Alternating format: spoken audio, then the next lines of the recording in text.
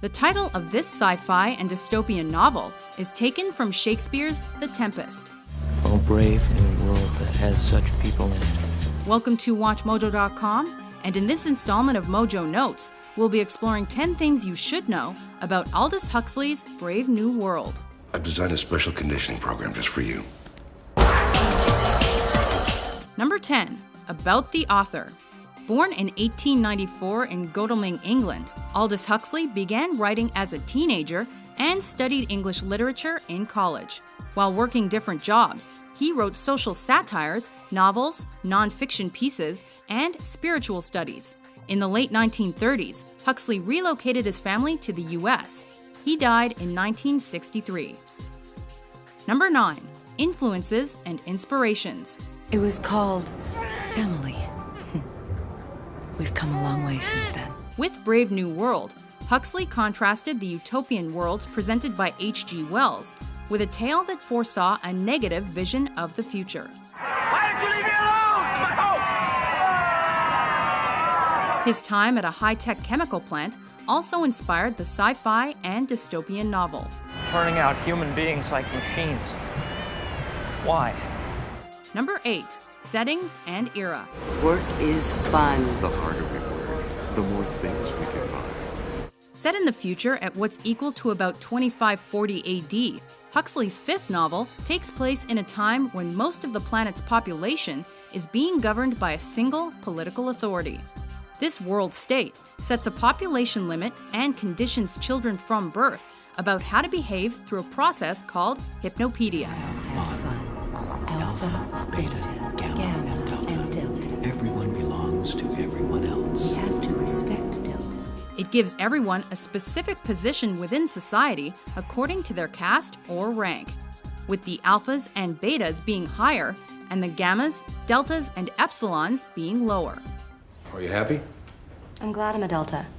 Alphas have to think things through. Betas and gammas have too much to do. It's a civilized world filled with happy people that's contrasted with the wild and old native folks on the Savage Reservation. Maybe there's something to it.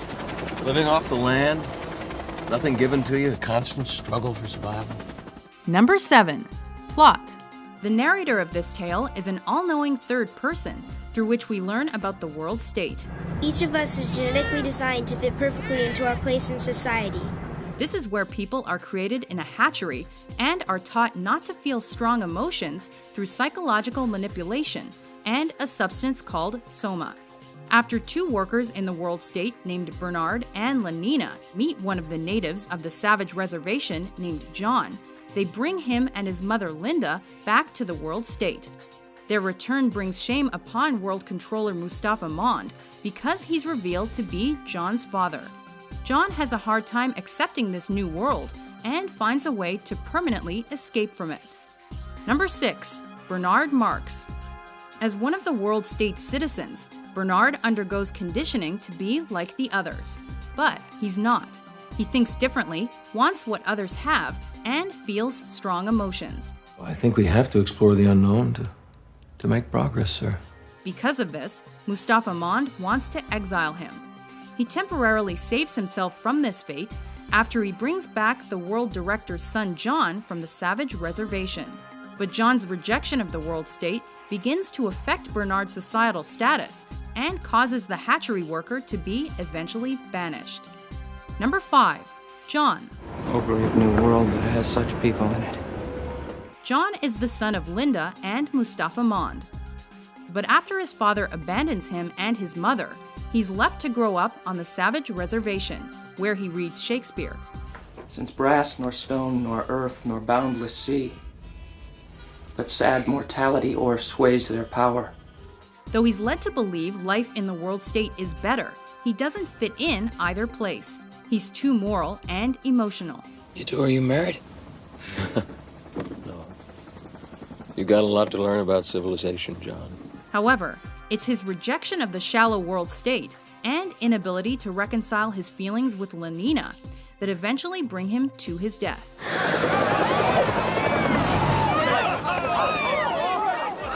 Number 4. Lenina Crown and Mustafa Mond. Lenina accompanies Bernard to the Savage Reservation and helps him bring John and Linda back to their civilized world. She soon begins to have feelings for John, but is unable to be with him. She's a bit shallow and also has emotions, but doesn't comprehend them. As world controller, Mustafa Mond is seen as an intelligent leader and defender of the world state's philosophy. For the moment, I don't see any harm in allowing the Savage to remain here at his liberty. Time will tell whether his presence here will pose a serious problem. Championing ideas like stability and happiness.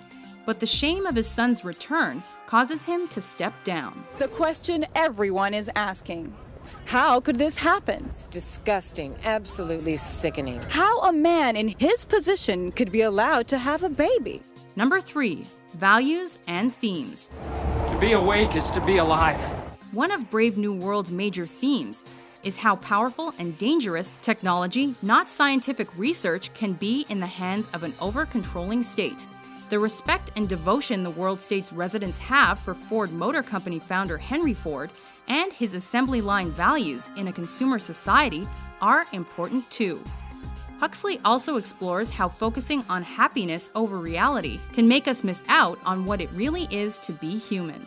And to have something which you can always rely on to create a kind of complacency, I think may be very dangerous. I think there can be an over-tranquilization. Number 2, modern popularity. Huxley's dystopian novel was positively reviewed upon publication, despite some controversy. Today, it's considered one of the best English-language novels of the 20th century. So you want me to help you figure out how to make people happier? Yes. Number 1, adaptations. Brave New World has been adapted for radio and for film. This includes the 1980 television film directed by Bert Brinkerhoff. 18 years later, another television movie took on a condensed version for the small screen. Do you agree with our list? What's your favorite piece of Brave New World trivia? Be sure to subscribe to WatchMojo.com for more entertaining top 10s. We can recycle her organs and reclaim the phosphorus. Okay, everybody, come on. Chocolates, candy, come on!